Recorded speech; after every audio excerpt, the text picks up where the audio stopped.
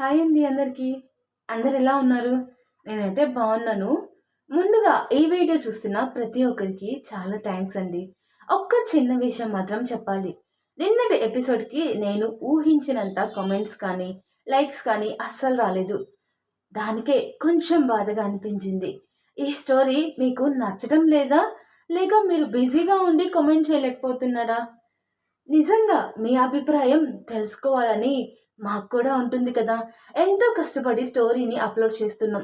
మీకు ఈ మౌన హృదయం స్టోరీ నచ్చితే ఈ ఒక్క వీడియోకి ఒక చిన్న లైక్ చేయండి. 2 మాటలు అంటే చిన్న మాటలే కదా! కామెంట్‌లో చెప్పండి.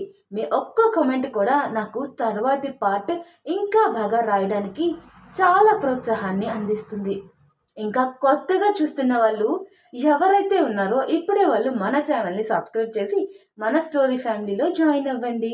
సరే ఇక ఆలస్యం చేయకుండా నిన్నటి పార్ట్ ఎక్కడ ఆగిందో అక్కడి నుంచే కథను కొనసాగిద్దాం. చిన్న రీక్యాప్ చూసేద్దాం వచ్చేయండి. గత ఎపిసోడ్‌లో రామ్మూర్తి గారు ఏళ్లుగా గుండెల్లో దాచుకున్న నిజాలన్నింటినీ ఒక్కొక్కటిగా బయటపెట్టడం మొదలుపెట్టారు. తన చెల్లెలు లక్ష్మిని ఎప్పుడూ ద్వేషించలేదని, అమ్మ కూడా బయటకు కోపంగా కనిపించిన లోపల మాత్రం ప్రతిరోజు ఆమె కోసం ఏడ్చేదని చెప్పారు. అంతేకాదు సూర్య చిన్నప్పటి నుంచి పెద్దయ్యే వరకు అతని ఫోటోలన్నీ అమ్మమ్మ దగ్గర ఉండేవని చెప్పి అందరినీ షాక్కి గురి చేస్తారు రాఘవయ్య గారు. ఆ ఫోటోలు దాచుకోవడానికి ఒక పెద్ద కారణం కూడా ఉంది. మా అమ్మకు ఒక చివరి కోరిక కూడా ఉంది అని చెప్పటంతో మనం ఎపిసోడ్ని ముగించేశాం కదా. మరి ఆ చివరి కోరిక ఏంటి? అది విన్న తర్వాత అందరి జీవితాల్లో ఏం మారబోతుంది? ఇప్పుడు కథను కొనసాగిద్దాం వచ్చేయండి. రామ్మూర్తి గారు కన్నీళ్లు తుడుచుకున్నారు.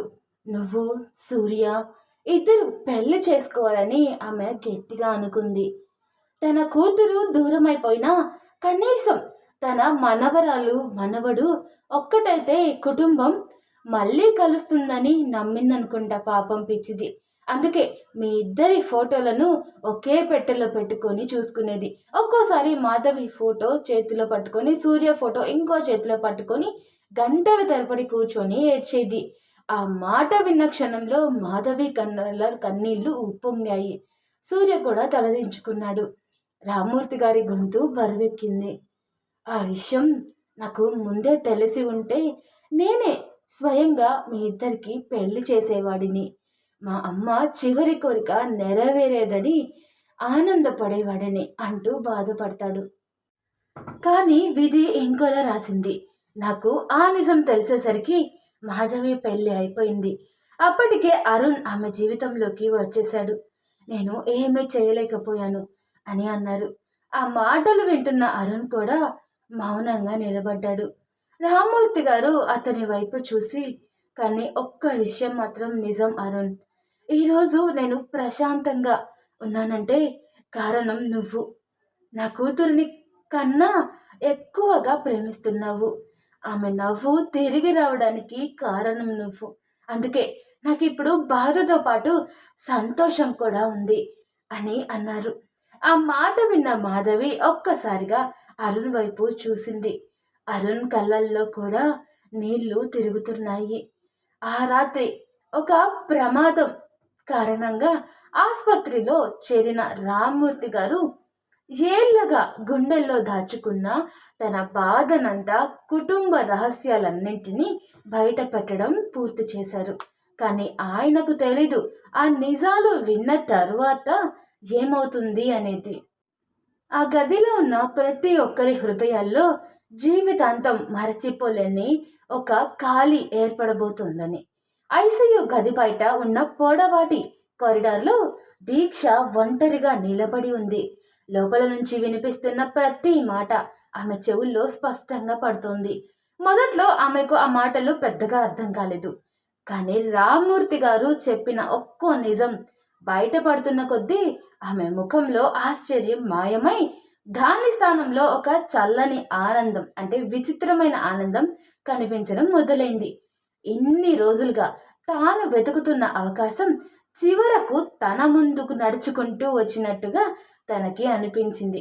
ఒకవైపు లోపల అందరూ కన్నీళ్లు పెట్టుకుంటూ ఒక కుటుంబంలా కలుస్తుంటే, మరోవైపు దీక్ష మనసులో మాత్రం పూర్తిగా వేరే కథ నడుస్తోంది. ఆమె కళ్ళ ముందు అరుణ్ ముఖం మాత్రమే కనిపించింది. తనని ఎప్పుడు అంగీకరించని అరుణ్, తన ప్రేమను తిరస్కరించి మాధవిని ఎంచుకున్న అరుణ్, ఇప్పటిదాకా తన జీవితంలో జరిగిన ఓటమికి కారణం మాధవి, సూర్య వాళ్ళిద్దరే అని ఆమె ఎన్నోసార్లు అనుకుంది. కానీ ఈ రోజు మాత్రం విధి తన చేతిలో ఒక కొత్త ఆయుధాన్ని పెట్టిందని ఆమెకు అనిపించింది.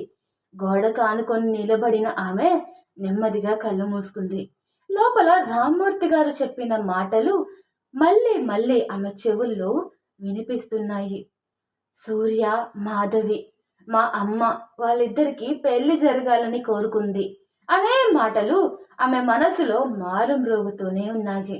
ఆ మాట గుర్తొచ్చిన ప్రతిసారి ఆమె పెదవులపై చిరునవ్వు మరింత పెద్దదవుతుంది. ఎందుకంటే మాధవి, సూర్య మధ్య ఒకప్పుడు ప్రేమ ఉందని ఆమెకు ముందే తెలుసు. ఇప్పుడు వాళ్ళ కుటుంబ పెద్దలు కూడా అదే కోరుకున్నారని కూడా తెలిసింది. అంటే ఈ కథ పూర్తిగా ముగిసిపోలేదు. ఇంకా లోపల ఎక్కడో ఒక్క చోట మంట పెట్టడానికి మిగిలే ఉంది. ఆ మంటను మళ్ళీ రాచేయడానికి తనకు కావలసిన కారణం కూడా దొరికేసింది దీక్షకి. ఆ ఆలోచనతోనే ఆమె గుండెల్లో పగ మరింత పెరిగింది.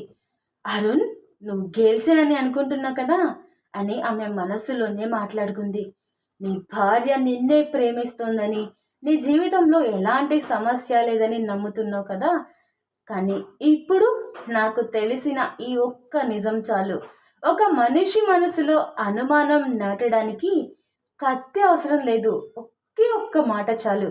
ఒక సందేహం చాలు. ఒక్క ప్రశ్న చాలు.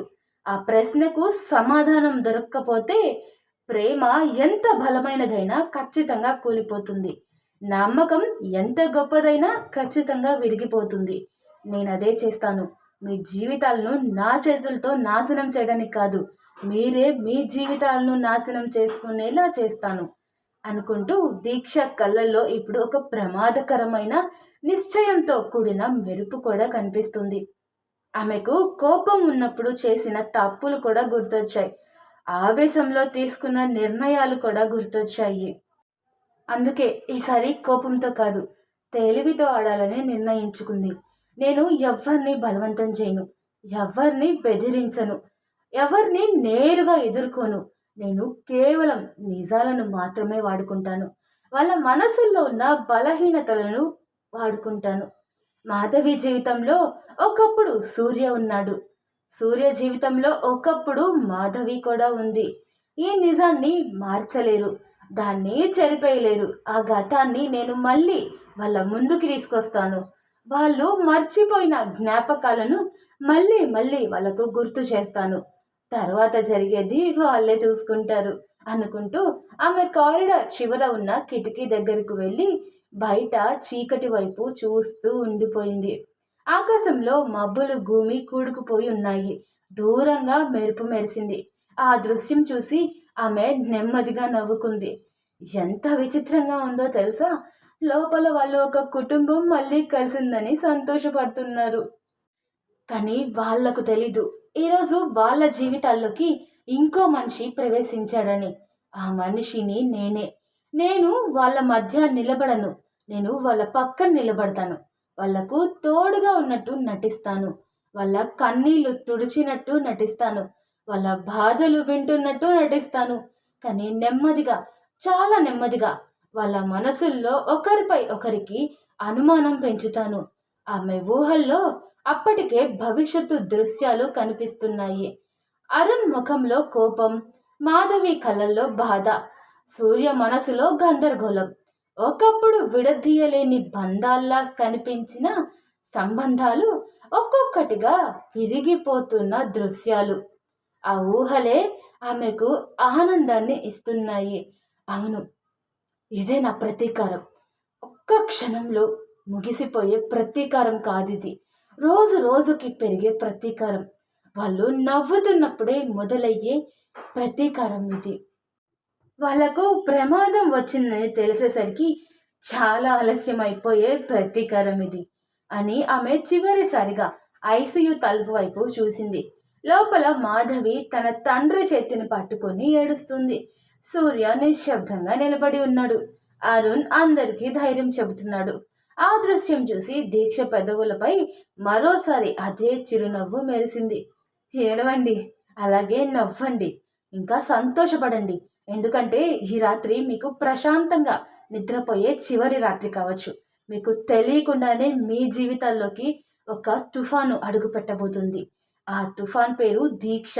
అది ఆగదు, అది తగ్గదు, అది వెళ్ళిపోదు. మీ జీవితాలు పూర్తిగా అల్లకల్లోలం అయ్యే వరకు అది కొనసాగుతూనే ఉంటుంది అని మనసులో అనుకుంటూ ఆమె నెమ్మదిగా కారిడార్ చీకటిలోకి నడుచుకుంటూ వెళ్ళిపోతుంది. ఈరోజు ఎపిసోడ్ ఇక్కడితో ముగుస్తుంది. కానీ అసలు కథ ఇప్పుడే మొదలైంది. రామ్మూర్తి గారు ఏళ్లుగా గుండెల్లో దాచుకున్న నిజాలను చెప్పి తన మనసైతే తేలిక చేసేసుకున్నారు. విడిపోయిన కుటుంబం మళ్ళీ ఒక్కటైంది. కన్నీళ్లతో మొదలైన ఈ కలయిక ప్రేమతో ముగిసినట్టే అందరికీ అనిపించింది.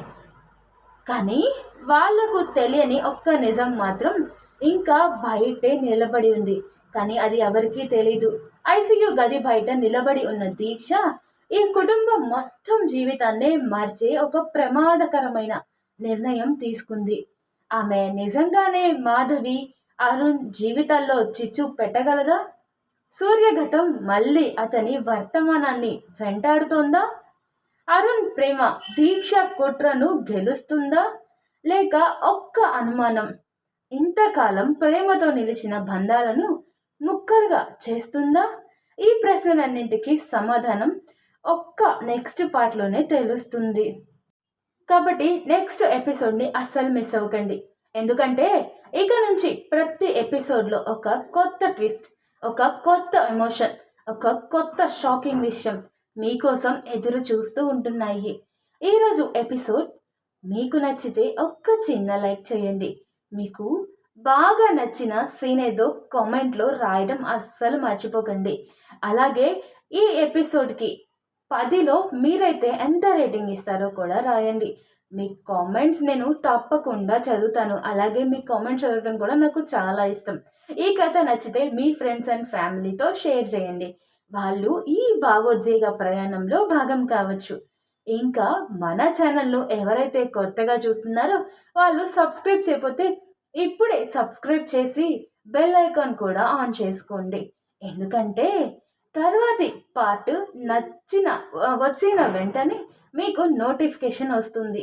మీ ప్రేమ, మీ లైక్స్, మీ కామెంట్స్, మీ సపోర్ట్ ఇవే నాకు ఇంకా మంచి కథలు రాయడానికి ధైర్యాన్ని ఇస్తున్నాయి.